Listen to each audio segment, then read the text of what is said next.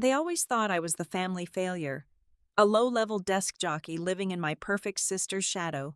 So when they forged documents to drain $85,000 from my savings for a lavish Charleston wedding, they expected me to just cry. But they didn't know that money wasn't my savings. It was radioactive, federal bait, and my dear sister just made herself a crucial link in the East Coast's most notorious money laundering syndicate. Hello, everyone, and welcome back to Maya Revenge Stories.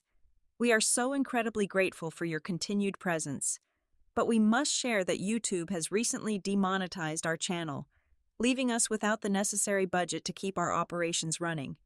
If you find yourself captivated by today's story, please consider supporting us by joining the Maya Revenge Stories Patreon community, where you will gain access to exclusive true stories that are even more gripping and extensive. These Patreon exclusives feature intricate details we cannot share publicly on YouTube, brought to life by multiple emotional voice actors within a single story. You can easily join us by scanning the QR code currently on your screen or by clicking the Patreon link found in the description or the pinned comment of this video. Let us now begin today's story, told through the eyes of our main character, Valentina. The dining room of my parents' Charleston mansion smelled of expensive roasted lamb and quiet desperation.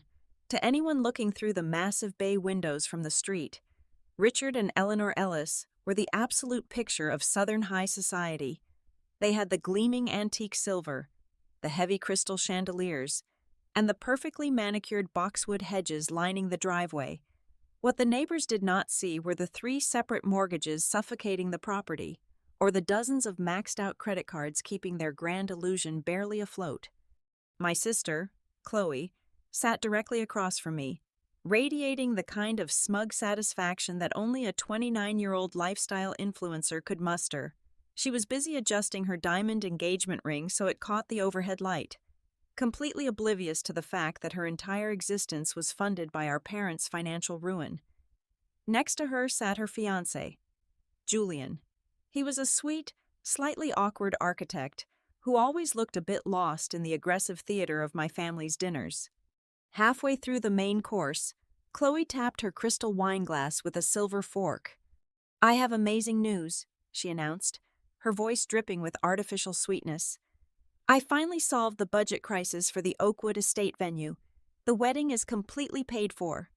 My mother clasped her hands together, her eyes shining with relief. "Oh, darling, that is wonderful. How on earth did you manage it?" Chloe waved her hand dismissively. She avoided my eyes for a split second before staring right at me with a defiant, challenging smirk.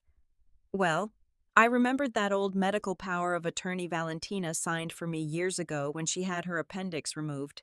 I just updated the dates a tiny bit, submitted it to her bank online, and moved the $85,000 from her dormant retirement account. It was just sitting there doing absolutely nothing anyway." The silence that followed was incredibly heavy, but it was not the silence of shock from my parents. It was the silence of anticipation. They were waiting for me to explode. Before I could even open my mouth to process the sheer audacity of her confession, my father leaned forward and pointed his fork at me. "Now, Valentina, before you get dramatic, remember that sisters help each other. We are family, and family requires sacrifice." "Exactly," my mother chimed in, taking a long, unbothered sip of her wine. "You are not dating anyone. You do not go anywhere nice. What do you even need all that money for? A new briefcase. Chloe's wedding is the face of this entire family.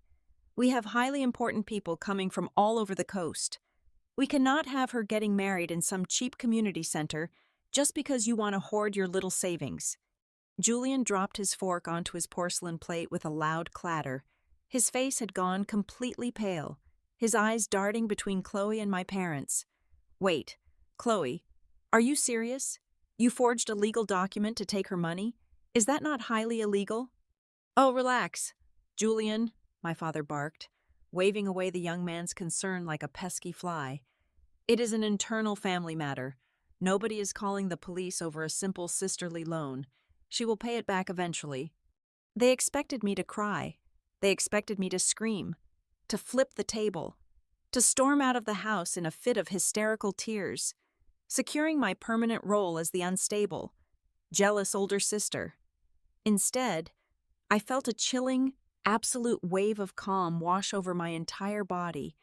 I looked at the three of them, these people who would so casually throw me under a bus just to maintain their fake aristocratic image on social media.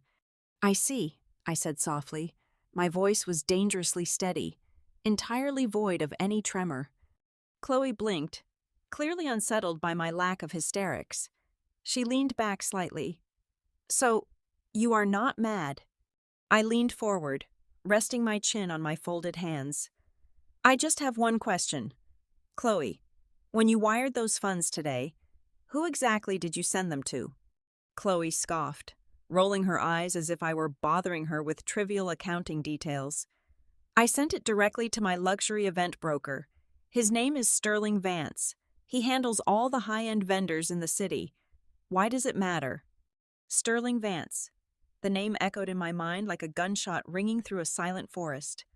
I did not scream. I did not demand my money back or threaten to call the local police. I simply picked up my linen napkin, gracefully wiped the corners of my mouth, and placed it neatly beside my half-eaten plate. "Congratulations on the wedding, Chloe," I said, offering a serene, almost pitying smile that did not reach my eyes. "I am sure it will be a day you will never, ever forget. Now, if you will excuse me, I have an early morning tomorrow." I pushed my chair back and walked out of the dining room. Behind me, the clinking of silverware had completely stopped, replaced by a suffocating, deeply uneasy silence that settled over the dining table like a heavy winter shroud. As soon as the heavy oak front door clicked shut behind me, the serene mask I had worn all evening instantly melted away. The humid South Carolina night air hit my face, but I felt nothing but ice in my veins. I walked briskly down the manicured driveway to my unremarkable four-door sedan. A car my family constantly mocked for being too ordinary for someone of our supposed social standing. Once inside, I locked the doors, pulled the sun visor down, and reached deep under the passenger seat. My fingers brushed against a heavy, matte black biometric lockbox securely bolted to the floorboard. I pressed my thumb against the glowing sensor. The lid popped open with a quiet mechanical hiss, revealing a thick, heavily encrypted federal communication device. I did not work at a local retail bank branch cashing checks for retirees. Despite what my parents proudly told their country club friends whenever they needed someone to look down upon. For the past 6 years, I had been a senior investigative agent for the Federal Currency and Trust Bureau, a highly classified division operating deep within the Treasury Department. My entire career was dedicated to tracking, infiltrating, and dismantling sophisticated, white-collar financial crime syndicates operating across the eastern seaboard. I dialed the direct secure line to my division chief. He answered on the second ring. "Talk to me, Ellis," Chief Miller said, his gruff voice filling the quiet cabin of my vehicle. "Sir, we have a breach on the dummy retirement account, but it just created the exact tactical bridge we have been praying for," I said, my voice sharp and professional, completely devoid of the daughter who had just been betrayed by her own flesh and blood. An unauthorized party gained access and wired the entire balance of $85,000 out of the holding fund. "Who initiated the wire transfer?" Miller asked, his tone immediately shifting into high alert. "My younger sister, Chloe. She forged an old medical power of attorney." I paused, letting the immense weight of the next sentence hang in the air before delivering the fatal blow. "And she transferred every single cent of those marked federal funds directly to Sterling Vance." A sharp, sudden intake of breath hissed through the receiver. We had been relentlessly hunting Sterling Vance for over 2 years. He was not just a luxury event broker. That was merely his glamorous, legitimate front. Vance was the primary money launderer for 3 major narcotics cartels operating out of Miami and Atlanta. He washed millions in dirty cash through overpriced floral arrangements, phantom catering invoices, and multi-million-dollar venue rentals. We knew he was deeply corrupt, but he was incredibly careful, entirely avoiding digital transactions and never touching money that could be traced back to federal sting operations. Until tonight. She just handed Vance radioactive bait, Miller said, the realization settling in with grim finality. Get to the Tactical Command Center right now. 30 minutes later, I swiped my highest-level security clearance badge at the unmarked steel doors of the Bureau's regional field office. The windowless room was buzzing with intense adrenaline, bathed in the cool blue glow of dozens of massive tracking monitors. Analysts were already pulling the digital transit records directly from the international banking network. Miller pulled me into his glass-walled office, looking remarkably stern. Valentina, this is a massive conflict of interest. Your sister and your parents are directly involved in the transaction. By all standard operational protocols, I have to bench you immediately. I am pulling you off the active field team. With all due respect, sir, you absolutely cannot do that, I shot back, placing both hands firmly on his heavy wooden desk. She used my identity. She forged my signature on a legal document transmitted across state lines to a federally insured institution. I am the victim on paper, which makes me the primary cooperating witness. Furthermore, nobody in this entire building understands Vance and his operational network better than I do. Put me on supervisory status. I will not make the physical arrest, but I need to direct the net. Miller stared at me for 10 long seconds, weighing the tactical advantage against the administrative risk, before giving a curt nod. Fine, you run the surveillance and tactical coordination, but the moment we move in on the target, you maintain your cover. I walked out of his office and took my designated position at the main command console. A senior analyst named David handed me a freshly printed legal brief. Agent Ellis, we confirmed the digital footprint, David said, pointing to a series of highlighted routing numbers. Because your sister uploaded the altered document through a banking portal hosted on servers in Virginia. She crossed federal jurisdictions. This is no longer a simple state-level theft. It constitutes federal wire fraud, aggravated identity theft, and money laundering conspiracy. Federal felony charges, I muttered, my eyes scanning the undeniable proof of Chloe's monumental arrogance. Carrying a mandatory minimum sentence. For the next 72 hours, my life split into two bizarrely parallel universes. On my civilian phone, I received a relentless barrage of group texts from my mother and Chloe. The messages were filled with pictures of Chloe sipping imported champagne while trying on custom silk gowns at elite bridal boutiques.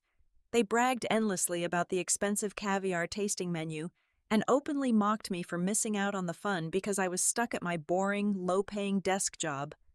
They had absolutely no idea what my actual desk job entailed. While Chloe was spinning joyfully in front of luxury mirrors, intoxicated by a lavish lifestyle she stole from me, I was sitting in a pitch-black room surrounded by federal cyber experts. I watched the glowing red lines on our digital radar screens track every single dollar as it moved from Chloe's fraudulent wire into Vance's offshore holding companies. Vance was swallowing the bait whole, integrating our marked federal funds right into the very heart of his cartel washing machine. Every time Chloe sent a laughing selfie to the family group chat, she was blissfully unaware that she was rapidly tightening a federal noose around her own neck. The trap was perfectly set. The digital evidence was absolutely bulletproof, and the clock was ticking down to her spectacular destruction. The morning sun broke over the sprawling, perfectly manicured grounds of the Oakwood estate. It was a picturesque Saturday in late September. Everywhere I looked, there was an aggressive, suffocating display of wealth. Over 20,000 imported white roses cascaded down the grand staircases and wrapped tightly around the marble pillars of the historic mansion. The air was thick with the heavy, sweet scent of fresh floral arrangements and expensive perfumes. A 50-piece symphony orchestra was already tuning their instruments on the sprawling back lawn, their classical melodies drifting over an ocean of silk, chiffon, and tailored tuxedos. Hundreds of high society guests milled about the towering champagne fountains, blissfully ignorant of the catastrophic storm brewing just beyond the wrought iron gates. I stood in the corner of the lavish bridal suite, draped in a remarkably dull, intentionally unflattering sage green bridesmaid dress that Chloe had selected specifically to wash out my complexion. I played my assigned role to absolute perfection, blending seamlessly into the floral wallpaper as the irrelevant, unremarkable older sister, but tucked securely inside my discreet satin clutch. Nestled right next to my touch-up lipstick was my heavy gold federal badge and a high-definition micro recorder already capturing every single whisper in the room. Chloe was a vision of stolen extravagance in a custom-fitted bridal gown that cost more than most luxury sedans. She twirled in front of the floor-to-ceiling gilded mirrors, holding a crystal glass of vintage champagne. Whenever she needed something, she snapped her fingers at me like I was hired household help. "Valentina, fix my train," she commanded, not even bothering to look at me through the mirror. "And go find the caterer to ensure they are using the premium beluga caviar we discussed, not the cheap domestic alternative." I knelt down, obediently smoothing out the heavy silk of her train. She looked down at me with a sickeningly sweet smile that dripped with pure condescension. "You know, you should really take notes today," she whispered, leaning in close so the bustling makeup artist could not hear. "This is what happens when you actually demand the best out of life instead of hoarding pennies in a sad little retirement fund. Consider this a necessary lesson in how to live. You should be thanking me for putting your useless money to such a glamorous purpose. Nobody would have ever seen it otherwise." I simply nodded, keeping my expression entirely blank as my thumb pressed a small concealed button on the side of my clutch, ensuring the audio file of her confession was securely saved directly to the federal cloud server. Downstairs in the grand foyer, my parents were putting on the performance of a lifetime. I walked out to the balcony and watched as my father, Richard, laughed loudly with a local politician.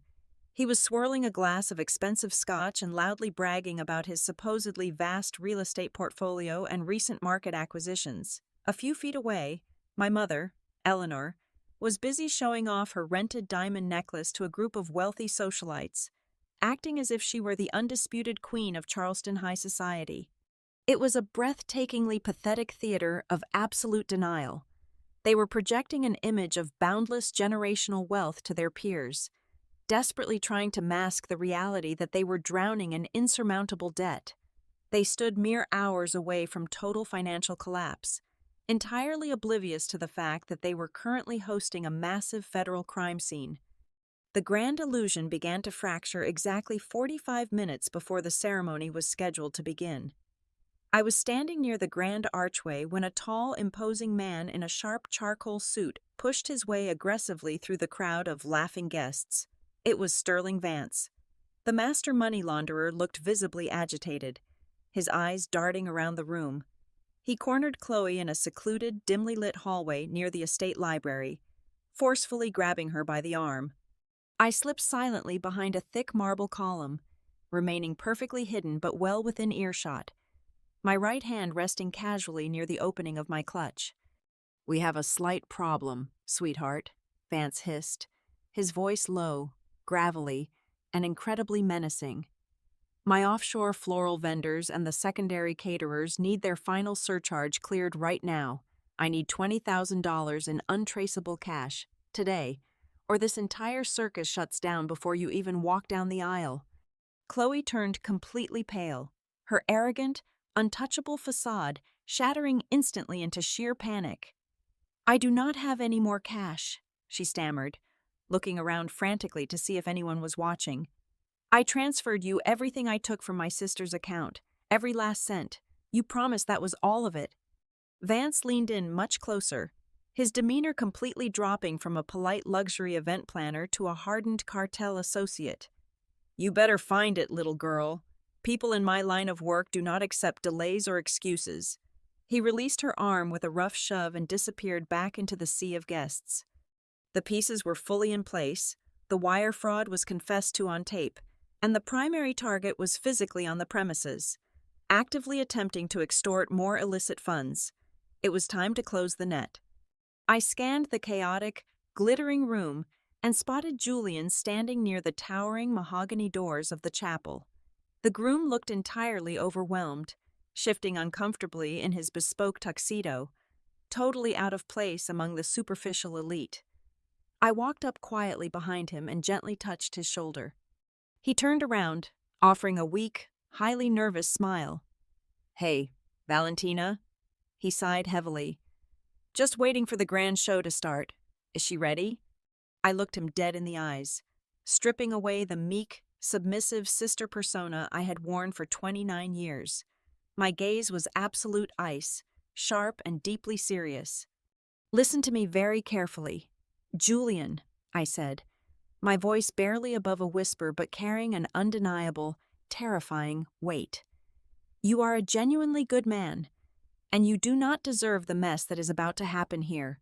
Whatever happens in the next 10 minutes, do not panic, do not run, and step back completely behind the solid stone wall."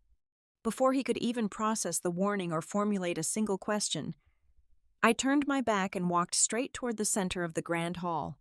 The Grand Symphony Orchestra smoothly transitioned into a sweeping, majestic rendition of the traditional bridal chorus. The hundreds of high society guests rose to their feet in perfect unison, turning their attention toward the towering mahogany doors at the back of the estate. The doors slowly swung open, revealing Chloe. She looked like a flawless magazine cover, framed by cascading arches of white roses, the very picture of stolen perfection. My mother dabbed a theatrical tear from her eye, and my father puffed out his chest with unearned pride. For exactly 30 seconds, they had the absolute pinnacle of the wealthy Southern fantasy they had sacrificed my money and their souls to achieve. Then, the fantasy shattered with the deafening roar of heavy engines and the screech of tires tearing across the immaculate front lawn. The heavy mahogany doors did not just open again. They were violently thrown wide by a wave of men and women clad in heavy black tactical vests and dark windbreakers emblazoned with the bright yellow letters of the Federal Currency and Trust Bureau. They were heavily armed, moving with the terrifying, synchronized precision of a Tier 1 strike team. Local armed police units flooded in through the side entrances, instantly sealing every possible exit of the Grand Hall. "Federal agents remain exactly where you are. Keep your hands visible." The commanding shout echoed over the PA system, entirely drowning out the screeching halt of the symphony orchestra. Pure, unadulterated chaos erupted among the elite crowd. Wealthy socialites shrieked, dropping crystal champagne flutes that shattered into thousands of glittering pieces across the marble floor. Men in custom tuxedos threw their hands into the air, stumbling backward over white wooden folding chairs. Standing near the altar, Sterling Vance froze, his eyes, cold and calculating, instantly recognized the distinct tactical formation of a federal financial raid. He knew exactly what was happening. He realized the $85,000 he had just absorbed was a radioactive tracker, like a cornered predator. His survival instincts kicked in, and he lunged toward the closest piece of leverage he could find. Before anyone could blink, Vance grabbed Chloe roughly by the waist, yanking her back against his chest. His right hand snapped up, pulling a sleek, dark metallic handgun from his tailored jacket, pressing the cold steel barrel directly against the side of my sister's neck. Chloe let out a blood-curdling scream, dropping her custom floral bouquet. The roses scattered wildly across the white runner. My mother collapsed against my father in sheer horror, her theatrical tears instantly replaced by genuine, paralyzing terror. "Back off!" Vance roared at the advancing tactical agents, his voice echoing violently through the cavernous hall. "I will drop her right here in her pretty white dress. Drop your weapons and clear the front gate." The federal agents paused, their tactical rifles raised, assessing the sudden hostage situation. The entire room held its breath, trapped in a horrifying standoff. That was when the irrelevant, boring older sister finally made her move. I reached down and forcefully ripped the side seam of my hideous sage green bridesmaid dress, exposing the tactical thigh holster I had strapped to my leg since dawn. In one fluid, practiced motion, I drew my federal service weapon. I stepped out from the trembling crowd of bridesmaids, walking directly into the open space between the federal strike team and the hostage taker. I raised my weapon, locking my arms into a flawless, rock-solid tactical stance, aiming the front sight dead center at the bridge of Vance's nose. With my left hand, I reached into my clutch, pulled out my solid gold FCTB badge, and held it high above my head for everyone to see. Sterling Vance. I projected my voice.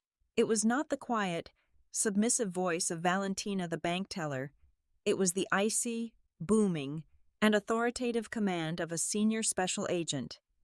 You are surrounded by 30 heavily armed federal agents. You have nowhere to run, and you have absolutely nothing to negotiate with. My parents stared at me, their mouths hanging wide open in utter disbelief. Richard and Eleanor looked as though they were hallucinating. Chloe, trembling violently against Vance's chest, locked eyes with me, her expression morphing from absolute terror to complete, mind-bending confusion. Vance tightened his grip on Chloe, but his eyes shifted nervously to my badge, then down the barrel of my gun. "Who the hell are you?" he spat, sweat beginning to bead on his forehead. "I am the architect of the trap you just walked into," I replied, my voice steady, slicing through the heavy silence of the room. "The money you took from this arrogant girl today belonged to the United States Treasury. I have every single wire transfer, every routing number, and the audio recording of your extortion attempt from 10 minutes ago. If you pull that trigger, you are not just a money launderer for the cartel anymore. You become a cop killer, and you will not make it out of this room alive. You have exactly 5 seconds to drop that weapon before I put a bullet through your eye. 5, 4. The psychological pressure in the room was crushing. Vance was a businessman, not a martyr. He did the rapid calculus in his head. He looked at the laser sights dancing across his chest from the other agents, then back to my completely unwavering gaze.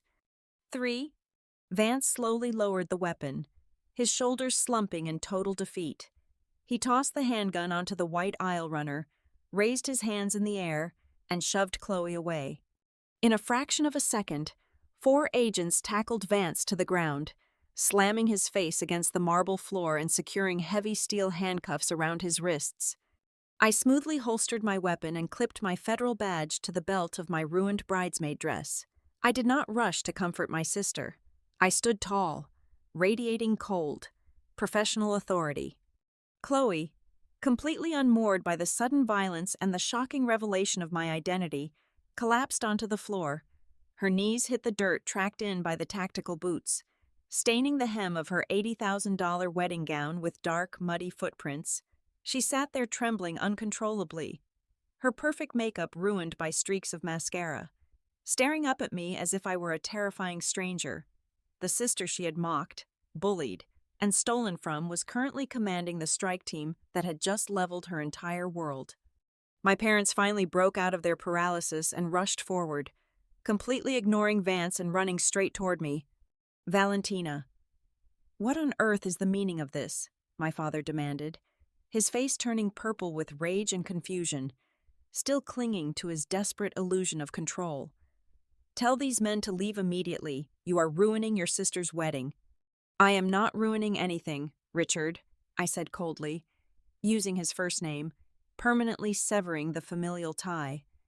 "Your daughter ruined it the moment she decided to steal federal funds." I signaled to Chief Miller, who stepped forward holding a thick stack of warrants. "Richard and Eleanor Ellis," Miller announced, his voice booming over the stunned murmurs of the wealthy guests. "You are under arrest for conspiracy to commit wire fraud and accessory to the theft of government property." "What? No." "We did not take any money," my mother shrieked, violently pulling her arm away as a female agent firmly grabbed her wrists. "It was a family loan. She is my daughter. You cannot arrest us." "You aided and abetted a felony," I stated, staring down at my mother with absolutely zero pity. "You justified the theft, you covered it up, and you benefited from the stolen funds. In the eyes of the federal government, you are co-conspirators." Another pair of agents walked over to Chloe, who was still sobbing on the floor. "Chloe Ellis, you are under arrest for aggravated identity theft, wire fraud, and grand larceny of federal assets," the agent recited calmly, yanking her up by her arms. The metallic clinking of handcuffs closing around her wrists sounded like the ultimate, final bell tolling for her glamorous fake life. as they dragged my screaming sister and my fiercely protesting parents down the aisle, right past the horrified faces of the Charleston elite. I turned around. The Oakwood estate, once a symbol of their untouchable vanity, had officially become the grand stage for their absolute ruin. The heavy oak doors of the Oakwood Estate Library clicked shut, sealing out the chaotic aftermath of the raid happening in the Grand Hall. The room, lined with dusty, antique books and smelling of aged leather, had been hastily repurposed into a federal interrogation space. I sat perfectly still behind a massive mahogany desk. Across from me sat my family. Their wrists were bound in heavy steel handcuffs. Chloe looked like a discarded porcelain doll, her ruined dress pooling around her muddy knees. My father leaned forward, attempting to project his usual patriarchal authority despite the glaring silver cuffs restraining his wrists. "Valentina, this entire charade has gone on long enough," he demanded, his voice shaking with a pathetic mixture of anger and desperation. "Tell your colleagues to take these things off us right now. We are a respectable family. You cannot possibly send your own flesh and blood to federal prison. Chloe only borrowed that money to save the family face. It was a temporary loan between sisters." "A temporary loan," I repeated, my voice devoid of any warmth. I picked up a thick manila case file and slammed it down onto the center of the mahogany desk with a violent, echoing crack that made all three of them jump in their seats. "Let me be absolutely clear so there is zero confusion," I said, leaning over the desk, my eyes locking onto my father. "That was not my personal savings account. That was a federal holding fund. The $85,000 your daughter stole was marked government property, utilized in an active, highly classified federal narcotics investigation. When you forged a legal medical document across state lines, you did not just steal from your sister. You committed federal wire fraud. That is a federal felony. You are not facing a family argument. Richard, you are facing a mandatory minimum sentence in a federal penitentiary." My mother let out a strangled gasp, her face draining of all remaining color. "But we are your family," she whimpered, her previous arrogance completely evaporating.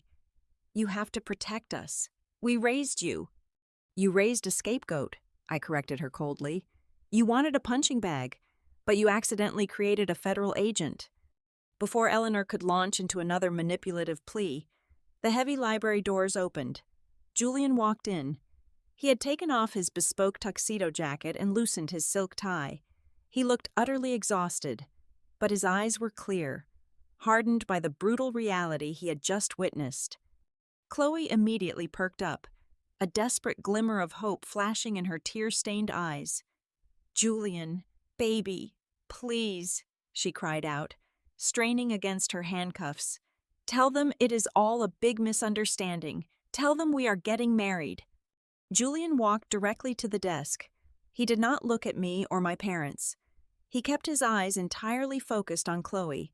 He reached into his pocket, pulled out the massive, 3-carat diamond engagement ring she had handed him before the ceremony, and dropped it onto the hardwood desk. The heavy piece of jewelry hit the wood with a hollow, pathetic thud and rolled right to a stop against the manila federal case file. "We are not getting married, Chloe," Julian said, his voice surprisingly steady. "I spent the last 2 years listening to you and your parents belittle Valentina. You convinced me she was selfish, unstable, and ungrateful. But the entire time, you were the parasite.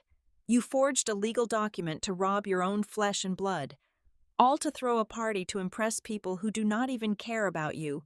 I cannot marry a fraud. If you are capable of doing this to your own sister, I do not even want to know what you would eventually do to me. We are completely done." He turned around and walked out of the library, the heavy doors closing firmly behind him. That was the breaking point, the loss of Julian, the loss of the money, the loss of her pristine public image. It all came crashing down on Chloe at once. She let out a guttural, hysterical scream and violently twisted in her chair, turning her furious gaze directly toward my parents. "This is all your fault," Chloe shrieked, spittle flying from her lips. "Mom, You are the one who kept the old medical power of attorney in the safe. You handed it to me. You told me Valentina would never have the spine to check her balances. Shut your mouth, Chloe, my father roared back, his face turning a dangerous shade of crimson. We only suggested you look for options. You are the one who logged onto the computer and committed the fraud. Do not you dare try to drag your mother and me down for your reckless stupidity. You told me to do it, she screamed back, sobbing uncontrollably. You both said the wedding had to happen or the bank would foreclose on the house. You used me to save your own pathetic, bankrupt lives. The aristocratic facade completely disintegrated. Right in front of me, the picture-perfect Ellis family turned into a pack of starving animals, viciously tearing each other to shreds, screaming accusations and betraying one another to save their own skin. The agent standing guard by the door watched in disgusted silence as my parents and sister cannibalized whatever remained of their so-called familial bond. I did not interrupt them. I did not yell. I did not gloat. And I did not offer a single word of forgiveness. I calmly reached out, picked up my manila case file, and stood up from the desk.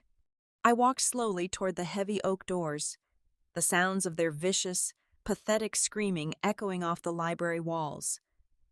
I stepped out into the hallway and closed the door behind me, sealing them inside with their own destruction.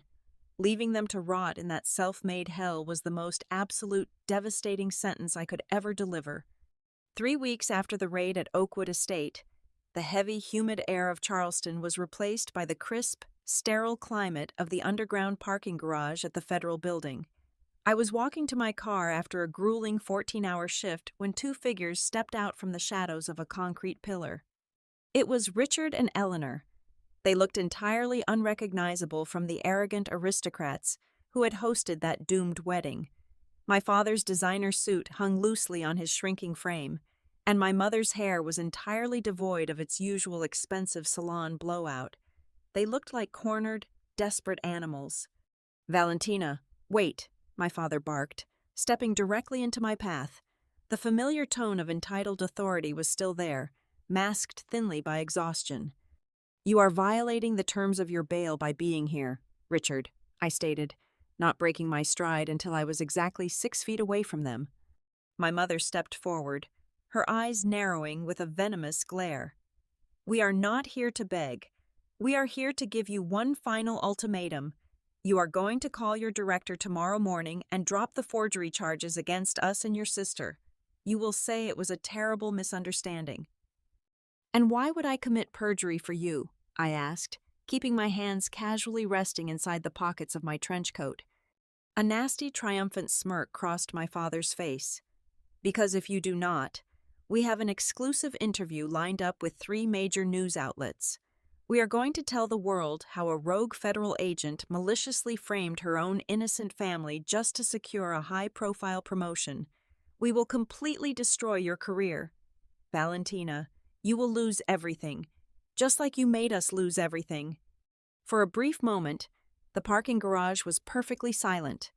I looked at the 2 people who had brought me into this world, realizing they had absolutely zero remorse. They were willing to burn me to the ground to avoid accountability. I did not yell. I simply smiled. It was a slow, genuinely peaceful smile. I pulled my right hand out of my coat pocket, revealing my heavily encrypted federal field phone. I tapped the screen once. My father's voice instantly echoed from the speaker, crisp and incredibly clear. "Because if you do not, we have an exclusive interview lined up with 3 major news outlets." The color rapidly drained from their faces, leaving them looking like absolute ghosts under the harsh fluorescent lights. "Did you honestly think I would ever walk in a federal parking lot without an active recording device?" I asked, slipping the phone back into my pocket. "Family is not a shield for crime. From the moment you stole my money, you forfeited the right to be called family, and I am officially adding federal witness intimidation and extortion to your pending indictments." My father staggered backward as if I had physically struck him. My mother let out a hollow, broken sob, finally realizing the absolute finality of their situation. The last knot was permanently severed. They had absolutely nothing left to threaten me with. The legal fallout over the next few months was swift and entirely merciless. Chloe, terrified by the prospect of a federal prison cell, took a plea deal. She was sentenced to 3 years of heavily monitored federal probation, mandated to perform 2,000 hours of community service, and ordered to pay full financial restitution. Richard and Eleanor were forced to liquidate everything: the sprawling mansion, the antique silver, the luxury cars. All of it was seized and sold at auction to cover their mounting legal debts and massive federal fines. They were left completely bankrupt, forced to move into a tiny, run-down apartment on the outskirts of the city. Meanwhile, the evidence gathered from Sterling Vance resulted in the total dismantlement of his laundering syndicate across the entire East Coast. On a brisk Tuesday morning, the director of the bureau formally honored my work.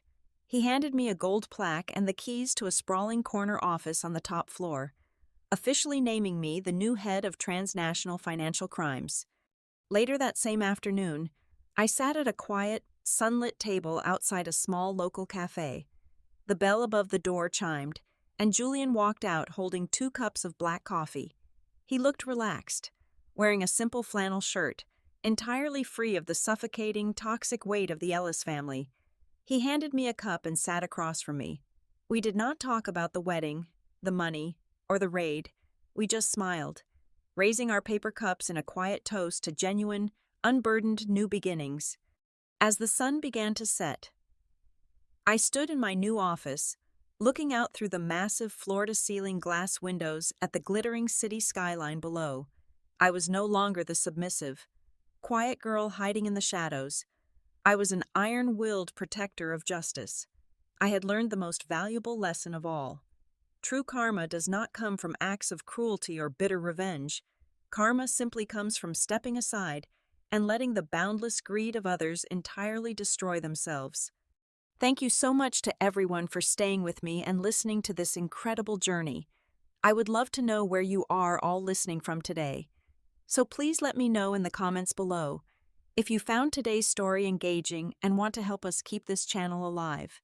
Please consider supporting us by joining the Maya Revenge Stories Patreon.